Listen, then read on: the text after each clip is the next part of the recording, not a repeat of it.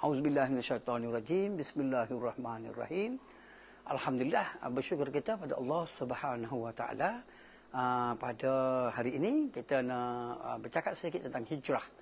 Terlihat kembali kepada hijrah Nabi sallallahu alaihi wasallam. Di mana dalam hijrah tu kita boleh lihat banyak ibrah. Ibrah artinya pengajaran yang kita boleh beritahu kepada masyarakat Islam di hari ini. Antaranya hijrah Nabi ni, kebijaksanaan Nabi sallallahu alaihi wasallam mengatur strategi. Kebijaksanaan dia menyusun strategi bagaimana nak keluar hijrah tu.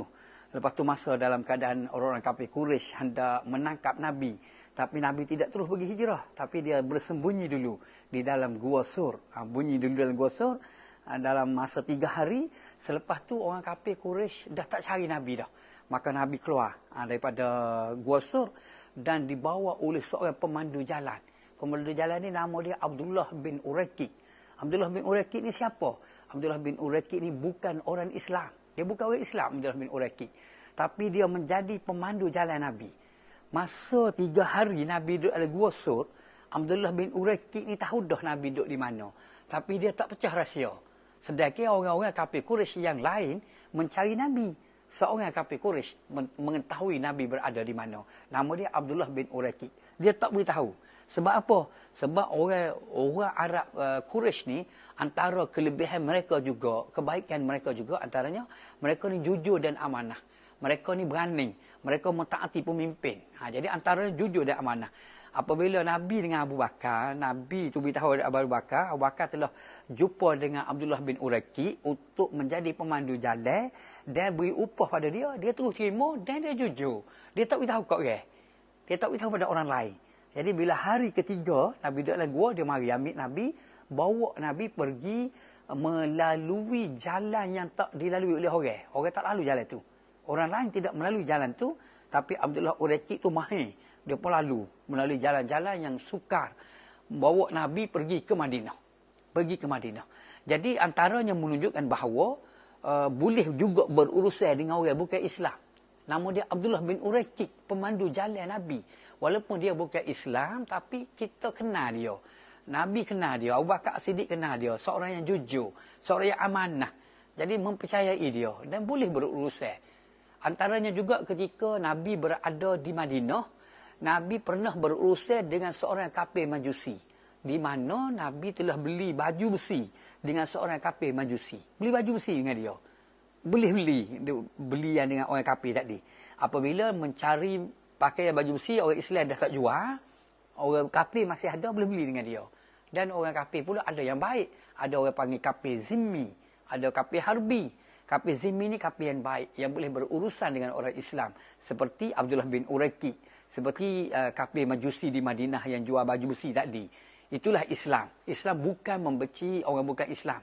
Tapi mereka buat baik pada semua orang. Yang kita musuh tu, yang kita lawan tu apabila dia memusuhi Islam. Jadi kita kena ngelak lah. Kita pertahankan diri kita. Di situ. Kita Islam tidak membenci orang bukan Islam. Kita boleh tengok dalam sejarah.